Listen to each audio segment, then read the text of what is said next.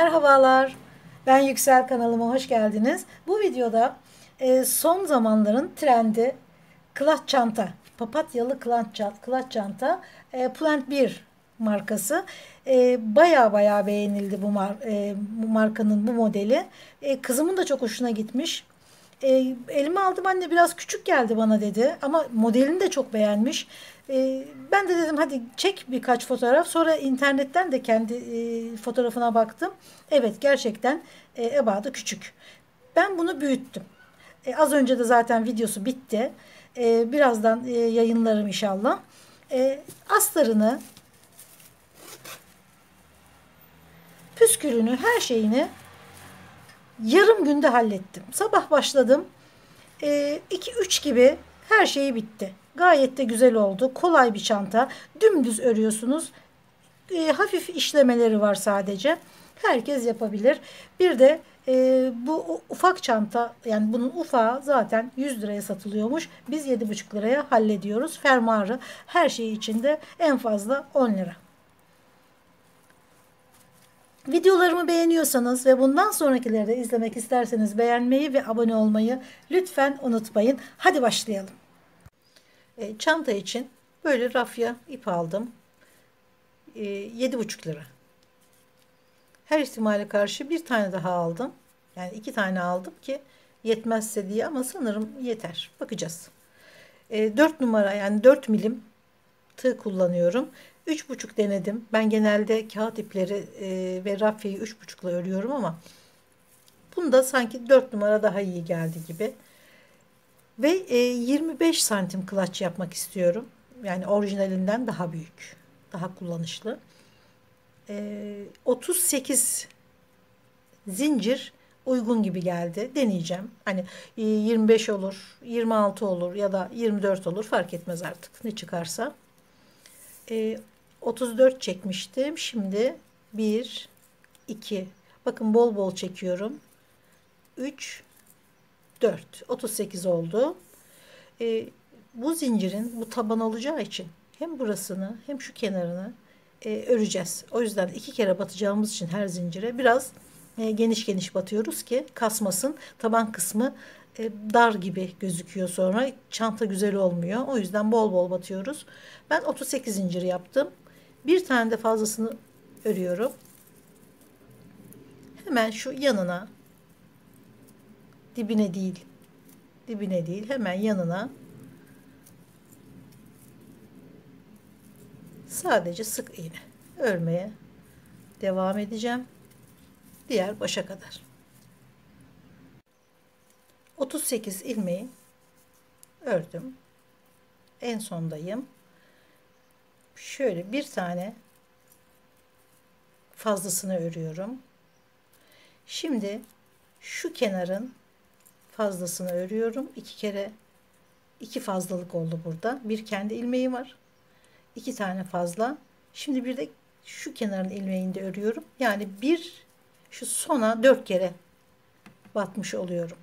1, 2, 3, 4 sık iğne yapmış oluyorum.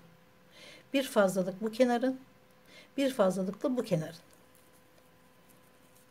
4 kere batmış oluyorum ve diğer ilmeklere batarak örmeye devam ediyorum diğer başa kadar.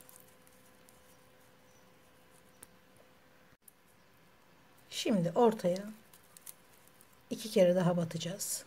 Bir fazlalık bu sıraya, diğer fazla ilmekte bu sıraya. Yani 38 ile başladık. Bir fazla 39, bir fazla 40. Yani bir kenar 40 oldu.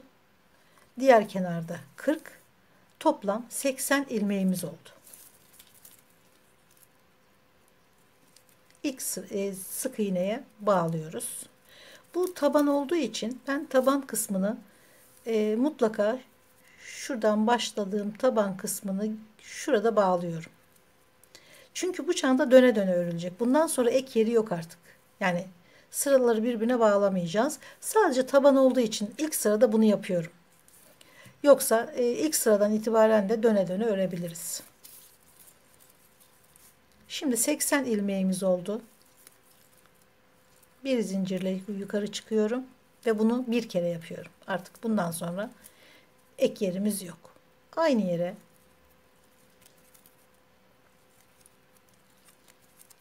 bütün ilmeklerin etrafını artık arttırma, eksiltme, farklı batış yok. Hepsi aynı şekilde normal batarak çantanın sonuna kadar bu şekilde örüyoruz. Ben bu sırayı dolanayım, öreyim. Şuradaki geçişi de göstereyim. Evet, sona geldik. Başladığımız yere. Şu bizim ilmeğimiz. Şu aradaki mesafeyi ilmek olarak görmeyin sakın.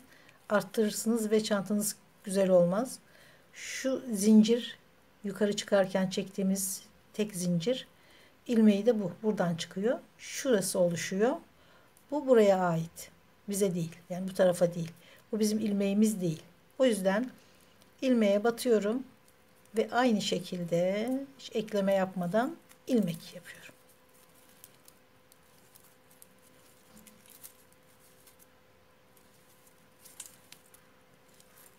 Sadece sık iğne ile çantayı bitişe kadar, ne kadar uzunlukta istiyorsanız o kadar örüyorsunuz.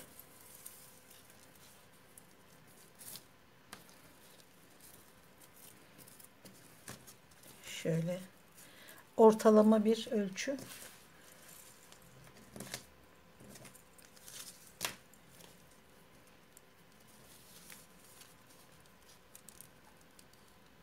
...25. Şimdilik tam 25 gözüküyor. Ördükçe değişmez umarım.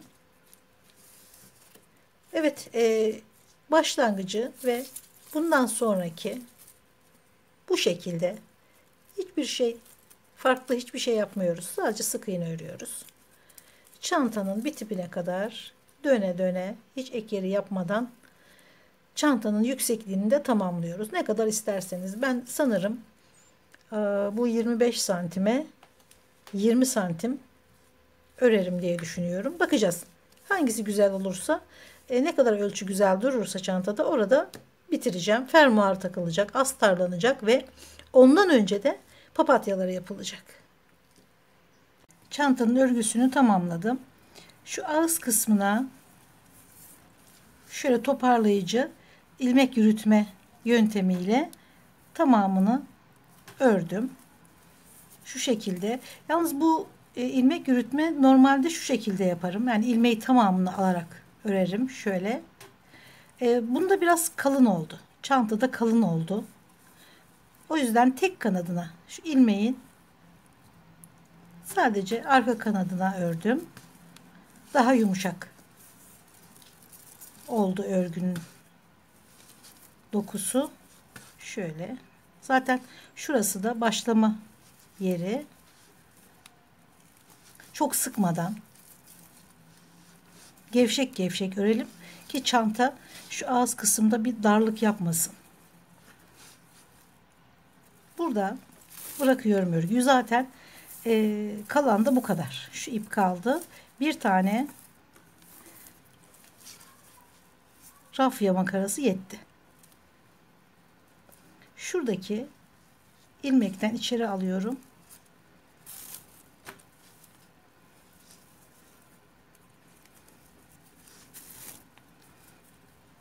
Örüntü bozulmasın. Devamlılık göstersin diye şöyle içeri alıyorum. Burada kaybedeceğim. Yürüterek yok edeceğim onu. Şimdi papatyalarını yaptım. Yalnız benim beyaz papatya bunları örmek için, daha doğrusu işlemek için rafyam yoktu.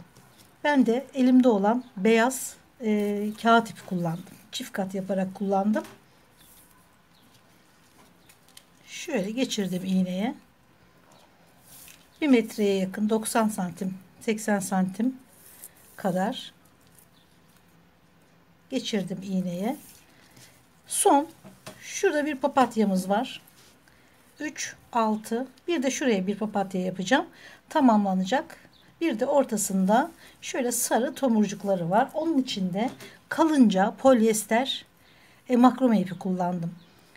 Gene bu renk rafyam yoktu elimde. Kağıt ip de yoktu. O yüzden bunu kullandım. Ama hiçbir sakıncası yok. İstediğiniz iple de yapabilirsiniz. Yün iplikle bile olur. Papatyanın yerine şu şekilde belirlemek için önce bir düğüm yapmıştım ipin ucuna. Onu şuraya bir sıkılaştırıyorum.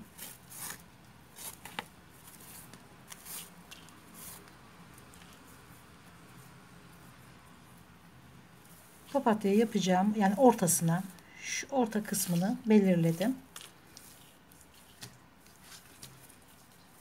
Bakın içi de tertemiz. İplik de bırakmadım. Yani astar yapacağım gerçi ama gene de temiz olsun. Temiz çalışalım. Daha kaliteli ürünler olur.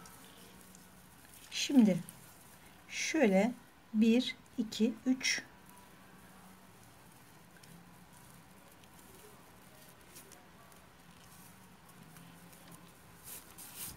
bu şekilde papatyanın yapraklarını işliyoruz. Normal yani orijinalinde 2-2 yapmışlar. Yani 2 ilmek üzerinden yapmışlar papatyaları. Fakat bizim çanta ölçümüz orijinal ölçüde olmadığı için 3'er tane içeride bırakıyorum. Yani 3 ilmek üzerinden papatyaları çalışıyorum. Biraz da arada da bir kısalar çalışıyorum. Çünkü yani bendekiler biraz muntazam oldu. Orijinali bu kadar muntazam değil. Çok salaş bir örgü yapmışlar, işleme yapmışlar. Şöyle devam ediyorum.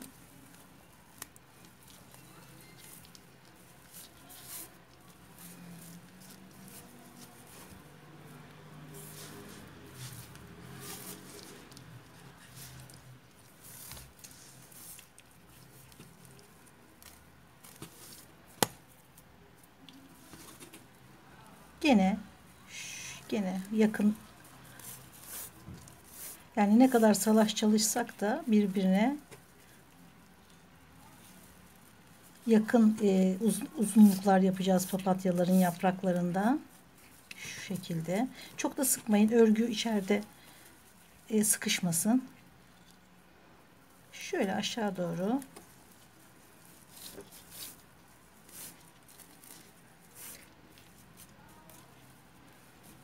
İpliği yerleştirerek, oturtarak, bol gelen yerleri hafif sıkıştırarak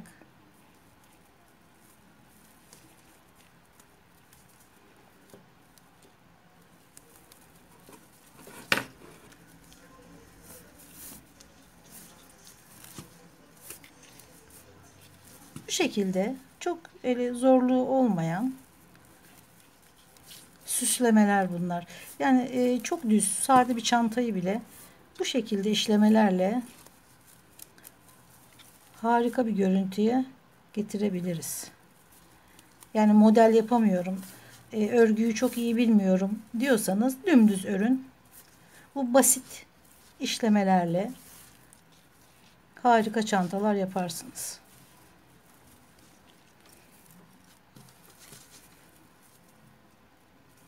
Şimdi yuvarlaklaştırıyorum.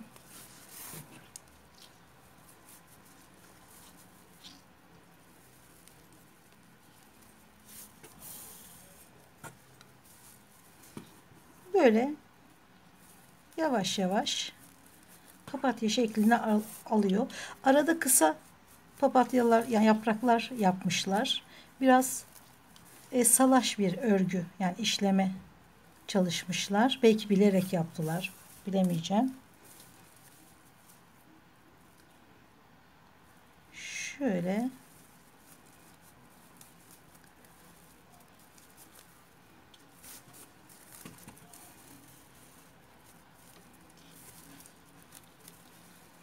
şuraya bir kere daha, hatta onların yaptığı gibi şuraya kısa bir tane yapabiliriz. Aynı görüntüyü yakalayabilmek için. Bu şekilde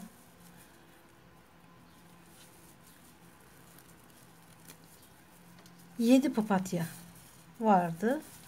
Orijinaline sadık kaldım. Gene aynı yerlere papatyaları işledim. Bunu ben bitireyim. Bir de ortası şu sarı tomurcuğu nasıl yapılıyor onu da göstereyim.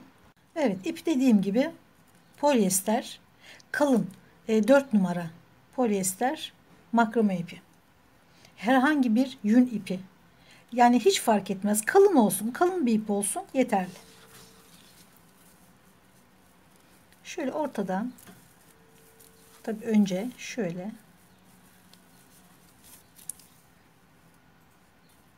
sıkıştırıyorum burada.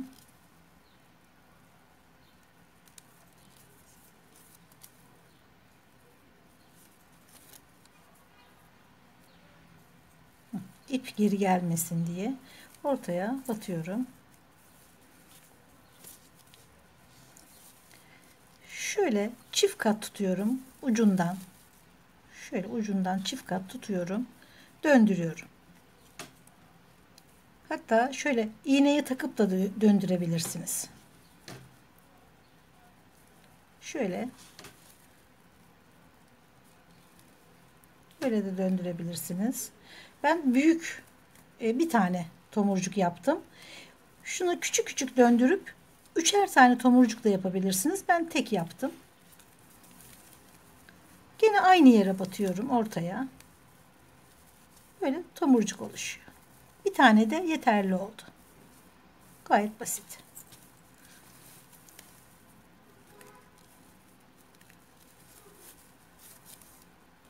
Gene sağlamlaştırıyorum ki açılma zaman içerisinde açılma olmasın diye.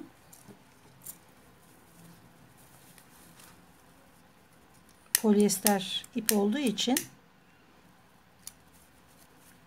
yakarak kopardım.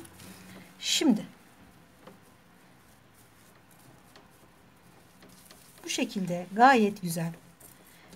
İçi de bayağı eşyamızı sığdırabiliriz. Şöyle basit bir püskül hazırladım. Kendi şu işlemesiyle, çünkü dediğim gibi çok incelikli işlenmemiş. Püskülü de o şekilde incelikli yapılmamış. Salaş bir çanta. Ben de o şekilde bir püskül çalıştım. Bir fermuar, bir de astar. Şöyle bir cebinle, ben yapmıyorum bunları. Hiç dikişle dediğim gibi bir alakam yok. Kızıma hazırlatıyorum bunları. Sağ olsun, kendisi yardımcı oluyor. Böyle gayet güzel dikilmiş bir astar. Ben bunu içine önce fermuarını dikeceğim. Şöyle fermuarını yerleştireceğim. Sonra fermuarını diktiğim dikişin üzerinden astarını dikeceğim. Ki fermuar birleştirme dikişi gözükmesin. Sonra fermuarın halkasına da bu püskülü takacağım. Çantanın fermuarını diktim. Şöyle fazlasını içeride bıraktım.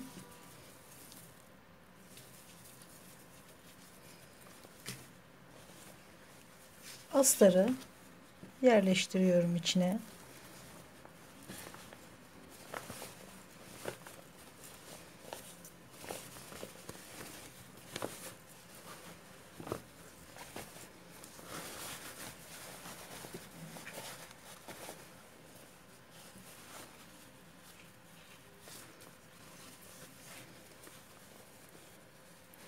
Şu cep kısmını tam ortalıyorum. Çantanın ortasına ve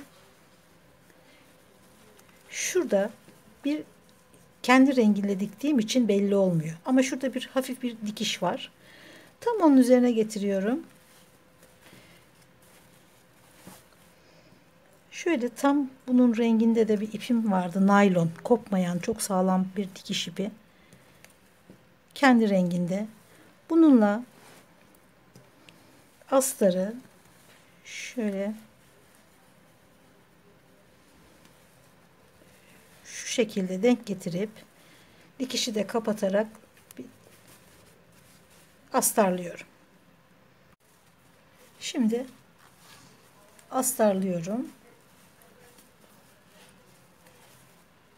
Şöyle yerleştire yerleştire kumaşı.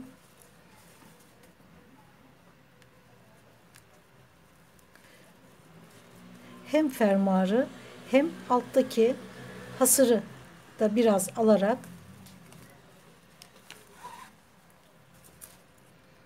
çok ince dikişle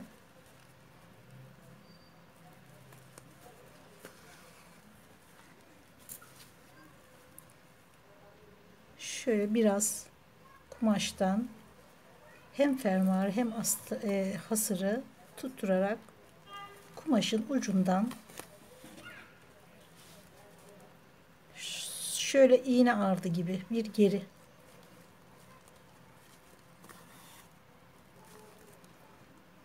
sık sık şöyle astarda fazla gelen yerleri şurada yaptığım gibi iki ucu birbirine katlayarak birleştirirsiniz. Tertemiz bir astar oluşur. Evet, astar da bitti. Gayet güzel, çok şık. Orijinali gibi. Ondan daha büyük, daha kullanışlı ve 7,5 lira. Yani bu ipin fiyatı 7,5 lira. Fermuardan 2,5 lira desek, evdeki kumaşlardan da astar yaptınız mı?